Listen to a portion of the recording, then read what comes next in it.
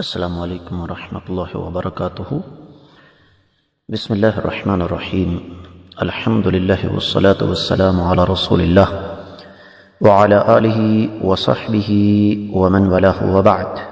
معزز خواتین و حضرات، عقیقہ اور اس کے کچھ مختصر مسائل۔ سب سے پہلے عقیقہ کہتے کسے ہیں؟ ایک ایسا جانور جو بچے کے لیے 7ویں دن ذبح کیا جائے، اور امام ماوردی نے الحاوی الکبیر میں یہ لکھا ہے کہ یہ عقیقہ کا جو تصور ہے وہ عربوں میں اسلام سے پہلے بھی موجود تھا، لیکن نبی کریم صلی اللہ علیہ وسلم نے اپنی بعثت کے بعد اللہ تعالیٰ کے حکم سے اس کو باقاعدہ شرعی حکم دے دیا، جس طرح کہ سنن ابی داؤد میں حدیث نمبر 2843 ہے۔ سیدنا بریدہ فرماتے ہیں کہ ہم زمانے جاہلیت میں جب کوئی بچہ پیدا ہوتا تو اس کی طرف سے ایک بھیڑ ذبح کرتے، اور اس بھیڑ کا جو خون ہے وہ بچے کے سر پر ملتے۔ تو اللہ کے رسول صلی اللہ علیہ وسلم نے ہمیں یہ حکم دیا کہ ہم جانور ذبح کریں اور بچے کا سر جو ہے وہ مونڈ دیں۔ اسی طریقے سے صحیح بخاری میں حدیث آتی ہے، اللہ کے رسول صلی اللہ علیہ وسلم نے ارشاد فرمایا، بچے کی طرف سے عقیقہ کرو، اس کی طرف سے خون بہاؤ اور اس سے تکلیف کو دور کرو۔ عقیقے کے لیے جانور کتنے ہونے چاہیے یہ بھی سن لیجئے۔ سنن ترمذی میں حدیث ہے 1516، شیخ البانی نے اس کو صحیح قرار دیا۔ نبی کریم صلی اللہ علیہ وسلم نے ارشاد فرمایا، لڑکے کی طرف سے 2 جانور اور لڑکی کی طرف سے 1، اور وہ جانور مذکر ہو یا مؤنث کوئی مسئلہ نہیں ہے۔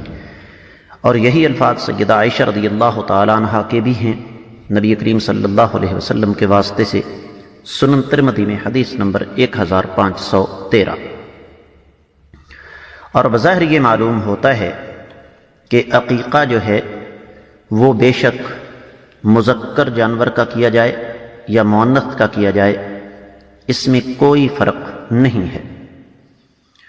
پھر اسی طریقے سے ایک حدیث ہے سنن ترمذی میں 1547، نبی کریم صلی اللہ علیہ وسلم نے ارشاد فرمایا، جب کوئی مسلمان کسی دوسرے مسلمان غلام کو آزاد کرتا ہے تو وہ جہنم سے اس کے لیے آزادی ہے، اور اگر کوئی مسلمان 2 مسلمان لونڈیوں کو آزاد کرتا ہے تو اس کے لیے جہنم سے آزادی ہے۔ تو ابن قیم رحمۃ اللہ علیہ نے اس حدیث کو نقل فرمانے کے بعد تحفۃ المودود میں ارشاد فرمایا کہ بے شک عقیقہ مذکر کا کیا جائے یا مؤنث کا کیا جائے، یہ اللہ تعالیٰ کے ہاں برابر ہے۔ اور اسی قسم کی بات ابن قیم رحمۃ اللہ علیہ نے زاد المعاد میں بھی فرمائی ہے۔ رہا یہ مسئلہ کہ عقیقہ اس کے فائدے کیا ہیں، سب سے پہلے بچہ دنیا میں آتا ہے تو عقیقہ دراصل اللہ تعالیٰ کا شکر ادا کرنے کا ایک طریقہ ہے۔ نمبر 2، نبی کریم صلی اللہ علیہ وسلم کا فرمان ہے، کل غلام رہینۃ بعقیقتہ تذبح عنہ یوم السابع ویحلق ویسمى، سنن ابی داؤد حدیث نمبر 2838، کہ ہر بچہ جب تک اس کا عقیقہ نہیں ہو جاتا وہ مقروض رہتا ہے، رہن رہتا ہے۔ 7ویں دن اس کی طرف سے عقیقہ کیا جائے گا، جانور ذبح کیا جائے گا، اس کا سر مونڈا جائے گا اور اس کا نام جو ہے وہ رکھا جائے گا۔ اس کا مطلب یہ ہوا کہ عقیقہ بنیادی طور پر بچے کی طرف سے بلاؤں کو ٹالنے والا ایک بہت بڑا ذریعہ ہے۔ معزز خواتین و حضرات، عقیقہ 7ویں دن ہوگا۔ 7ویں دن کے بعد وہ قضا نماز والا سلسلہ ہو جاتا ہے۔ اصل میں عقیقے کا دن 7واں ہی ہے۔ پھر یہ بھی ذہن میں رکھیے گا کہ عقیقہ اور قربانی میں بہت فرق ہے۔ قربانی کے لیے جانور کا بے عیب ہونا شرط ہے، دوندہ ہونا شرط ہے۔ عقیقے کے لیے جانور کا بے عیب ہونا اور دوندہ ہونا کوئی شرط نہیں۔ احادیث کے ذخیرے میں ہمیں کوئی ایسا ثبوت نہیں ملتا کہ نبی کریم صلی اللہ علیہ وسلم نے جو شرطیں قربانی کے لیے لگائی ہوں وہی آپ علیہ الصلوۃ والسلام نے عقیقے کے لیے لگائی ہوں۔ ایسا کوئی سلسلہ قرآن و حدیث میں موجود نہیں۔